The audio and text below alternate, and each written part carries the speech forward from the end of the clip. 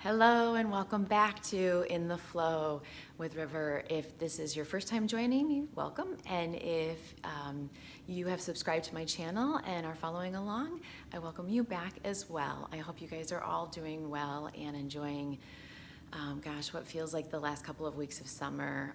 For those of you that are parents that have kids going back to school, it's like a busy time. So I'm going to keep this week's topic really brief and as helpful as possible. All right, so have any of you found yourself in a situation where you're like in a mess?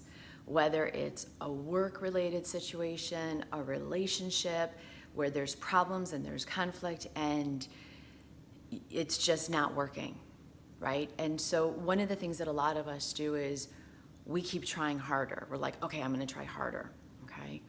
Or another thing that we do, that I see people do, and I used to do myself, is we focus on how we got there, right? So maybe you're dealing with financial stuff or parenting issues or whatever. Whatever struggle that you're facing, here's what I want to encourage you guys to do differently. Don't spend time focusing on how you got there, okay, or how you got here. Focus on where you want to go. Focus on the solution. What I've noticed is that the more we focus on the problem, here's what happens. We feel worse.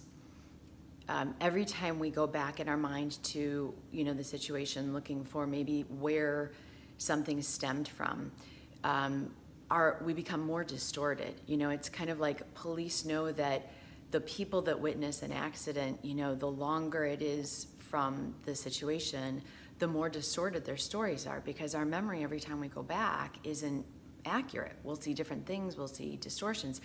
So focusing on how you got to where you are will not get you out of it. Here's what does though, okay, is you have to focus on two things. One, what is the solution? What do I need to do to change this situation, meaning within myself, right? Because we can't change anybody else. Second thing is this is really important. Reverend Galen McDowell, he comes to Bodhi Spiritual Center in Chicago pretty regularly, and him and Reverend Lola just really speak a lot of truth. And so I always credit my teachers, and will credit my teachers because I have many and I'm really grateful for them. And I went to Bodhi one time, and Galen was saying, we cannot, and this comes from Ernest Holmes, I think, The Science of the Mind. If I'm misquoting it, I apologize. I'll put a link in here of some books and things. But he says it's about understanding the construct of the mind. We cannot solve our current problems with our current level of consciousness, because that is what created it. We need to raise our level of consciousness to be able to get into the flow of the solution, right? So we have to think bigger. We have to think beyond ourselves. And so how do we do that? How do we raise our level of consciousness?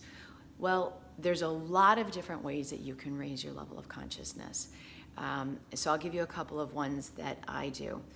One is, I think that I'm learning to, when I'm seeing a situation or a problem in my life or something that is requiring me to face, right? Life is life, it happens. I really work at getting quiet and really sitting with my own feelings about the situation, not the story that I could create or I used to create about what other people are doing. So I realize whatever situation I'm dealing with, whatever feelings I'm having, that's my stuff. So that's awareness, right? I no longer am projecting it outward saying it's somebody else, it's now my stuff. So that's the first way I think that we become more conscious and aware. Certainly, I'm gonna tell you guys, being a therapist, and I go to therapy, I think having a therapist that you're working with that really can see sometimes our blind spots and will help us to see them and to illuminate them. But that requires that we want to, It's doing what's known as the shadow work, let me see the things about myself that maybe are not so pretty, or that I haven't wanted to see, or I haven't seen, whatever that may be. So it's working to raise our level of consciousness. The next thing I think that helps to raise our level of consciousness is the people that we surround ourselves with. If we are surrounding ourselves with people that are doing their own work, that are taking responsibility, that are being active in their life, that are on the path of living a life of integrity, then we have people, as Reverend Lola says, holding the high watch. They won't let us get into that victim mindset. They won't tolerate that. They'll go, I'm not going to listen to that, right? They're going to help hold us accountable to keep stretching. This is kind of my analogy for it. It's work.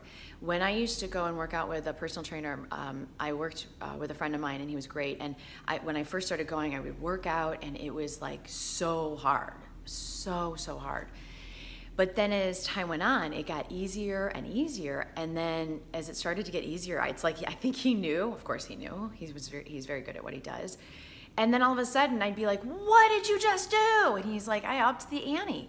The way we get stronger is by carrying more weight. The way we become more conscious and aware is challenging ourselves to look beyond the story of the situation, beyond how we got there, beyond other people's stuff, right? No judgment, but really looking and saying, what is going on with me? What do I need to do for myself?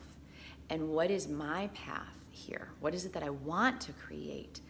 Not focusing on how we got there. So that's my lesson for the week. That's my offering. Wherever you're at, know that we've all been, at the bottom of the barrel. I for sure have, right?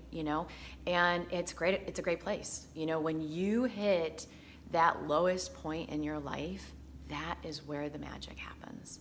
That is where change begins. Because if we did not know the darkness, we would not search for the light.